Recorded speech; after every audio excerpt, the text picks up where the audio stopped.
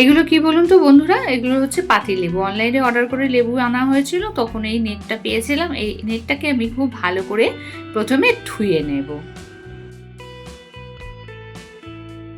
নমস্কার, আমি দীপিকা, আপনারা দেখছেন বং রাধুনী রান্নাঘর। এখানে তাল নিয়েছি, আর তালটাকে প্রথমে ধুয়ে পরিষ্কার করে নিয়েছি বাইরের গায়েটা, তারপরে তালটাকে খুলে নিচ্ছি। ওপরের মাথাটা খুলে নিলাম টান দিয়ে, আর এইভাবে তালের গায়ের খোসাটাও টেনে টেনে খুলে নিলাম। খুব সুন্দরভাবে তালটা ছাড়িয়ে নিয়েছি। এইবার তালটাকে আমি ভেঙে নেবো। অনেক সময় একটা আটি থাকে, কখনো দুটো থাকে, কখনো তিনটে থাকে। আমার একটাতে তিনটে আছে, কিন্তু দুটোর মধ্যে একটা দুটো ভালো আর একটা খুবই ছোট্ট। তো এই তালের গায়ের যে আঁশটা রয়েছে না, এই আঁশটাকে আমি সম্পূর্ণ আঁশটাকে কাঁচি দিয়ে কেটে নিচ্ছি। এভাবে কাঁচি দিয়ে আটির থেকে তালের যে গায়ের শাঁসটা আমি পুরো ছাড়িয়ে নিয়েছি। দেখুন, খুব সহজেই হয়ে যাবে, তালের কাঠটা বেরিয়ে যাবে। সেই জন্য আমি কাঁচি দিয়ে তালের যে গায়ের এই যে আঁশগুলো, যেটার মধ্যে তালের রসটা থাকে, সেটা আমি বার করে নিয়েছি। আর এই যে লেবুর নেটটা নিলাম, সেই নেটের মধ্যে তালের পুরো এই যে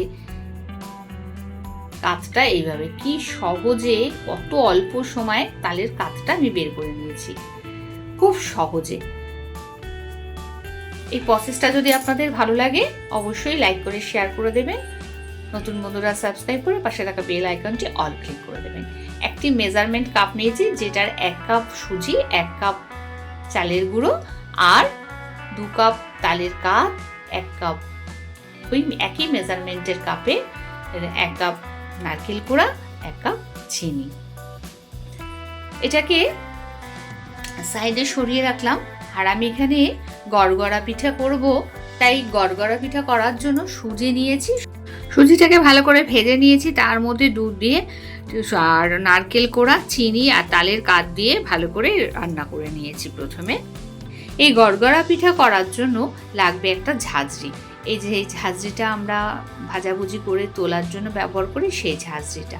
আমি গড়গড়া পিঠাগুলোকে এইভাবে তাল দিয়ে গড়গড়া পিঠে এইভাবে আমি দেখুন কত সুন্দর একটা গড়িয়ে নিচ্ছি। গড়গড়া পিঠা এই জন্যই বলে, গড়িয়ে গড়িয়ে গড়গড়া পিঠা গড়তে হয়, তাই গড়গড়া পিঠা। তো আমি এইভাবে সব কটা রেডি করে নিলাম।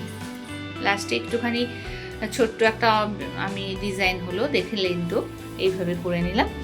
আর তালের বড়া ভাজার জন্য যে বেটারটা তৈরি করে রেখেছিলাম, রেস্টে ছিল, সেটা এবার ভেজে নেব।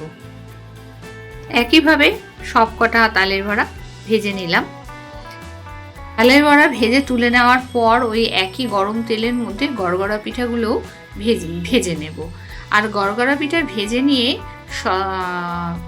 আরেকটা চিনির রসের মধ্যে কিছুক্ষণ রেখে তুলে নিতে হয়।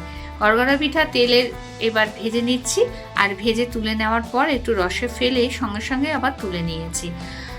আজ দুটো রেসিপি আপনাদের সঙ্গে শেয়ার করলাম। সম্পূর্ণ রেসিপি সঙ্গে থেকে দেখার জন্য অনেক অনেক ধন্যবাদ।